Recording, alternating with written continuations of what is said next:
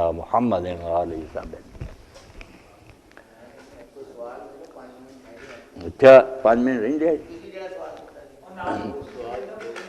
ہاں ریاض صاحب پوچھ رہا ہے، میں نے کہا سوالوں کے لیے رہنے دو کہ قرآن مجید میں کچھ آیتیں ایسی بھی ہیں جن کا حکم منسوخ ہے، کچھ ہیں، مگر یہ عقیدہ جو ہے نا کوئی بنیادی نہیں۔ اگر کوئی عالم سمجھے نا کہ نہیں قرآن میں کوئی ناسخ منسوخ نہیں، جتنا ہے سارا قابل عملی ہے، اور ان آیتوں کو سیٹ کر لے، جیسے پہلے کئی لوگ کہتے تھے 500 آیتیں منسوخ ہیں، وہ بھی اکٹھا کر دے۔ پھر شاہ ولی اللہ رحمۃ اللہ علیہ اٹھے، انہوں نے ان میں سے 5 رہنے، سیوطی نے 20 رہنے دی تھیں، شاہ صاحب نے پھر باقی ساری حل کر دی، 5 رہ گئی۔ مولانا غلام اللہ خان رحمۃ اللہ علیہ نے ان کو بھی اپنی جگہ سیٹ کیا کہ یہ بھی اپنے اپنے موقع کی بات ہے، ساری ٹھیک ہے، منسوخ نہیں۔ تو اس سے کافر کوئی نہیں ہوتا۔ بڑے عالم تھے ابو مسلم خراسانی، وہ ابو مسلم وہ اسی کے قائل تھے کہ کوئی منسوخ نہیں ساری۔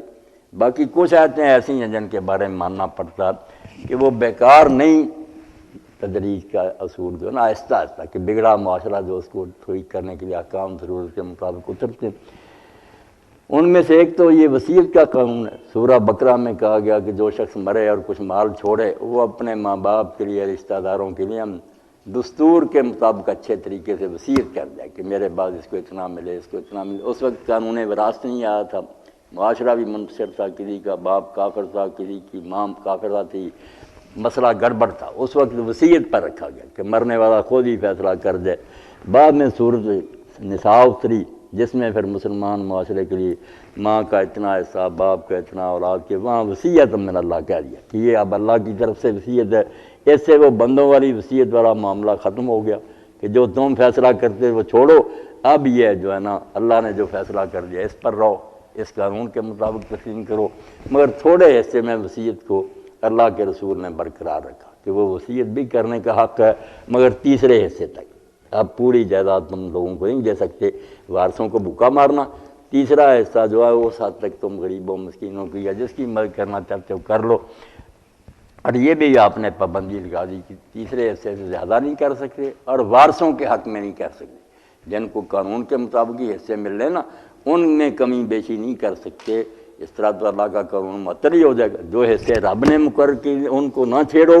ان کے علاوہ اگر خاندان میں کوئی غریب نظر آتا ہے یا دوسرا کوئی آدمی مدد کا مستحق یا نیک کاموں کے لیے، وہ بے شک کر لو۔ وارثوں کے حصے جو ہے نا، جو قانون کے مطابق حقدار ہیں، ان وہی رہیں گے جو اللہ۔ 2 پابندیاں رہ گئی، تیسرے حصے سے زیادہ نہیں، اور وارثوں کے حق میں نہیں، غیر وارثوں کے لیے کر سکتے۔ وارثوں کے لیے اگر کی ہے کہ ایک بیٹے کو زیادہ دے دیا کسی دوسرے کو، تو پھر دوسرے وارثوں کی رضامندی ضروری ہے۔ اگر باقی بھی یہ منظوری دے دیں کہ جو کچھ ابا جی نے کر دیا ہمیں بھی قبول ہے، یہ ان کا اپنا حق ہے۔ اگر انہوں نے چھوڑ دیا اور راضی ہو گئے پھر ٹھیک۔ اسی طرح جو ایک جگہ قرآن پاک میں آتا تھا کہ جس عورت کا خاوند فوت ہو جائے، وہ نہ خود نکلے نہ گھر والے نکالے، سال بھر اسی جگہ رہے، اور اس کو خرچہ اس آدمی کی جائیداد اس میں ملتا رہے۔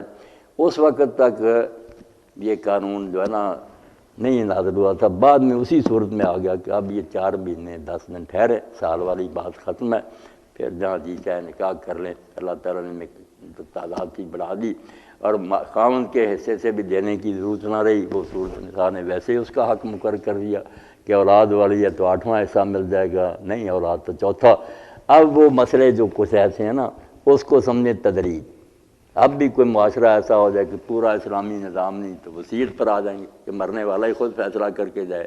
اگر شریعت قائم ہو جائے گی پھر وہ نساء والی چل بیکار کچھ نہیں۔ جو کہتے ہیں کہ اس میں تھار واپس اللہ لے گیا، منسوخ التلاوت، یہ خطرناک عقیدہ کہ 2/3 قرآن اللہ تعالیٰ واپس اٹھا کے لے گیا۔ یہ بناوٹی باتیں، جتنا اترا ہے سارا اسی میں موجود۔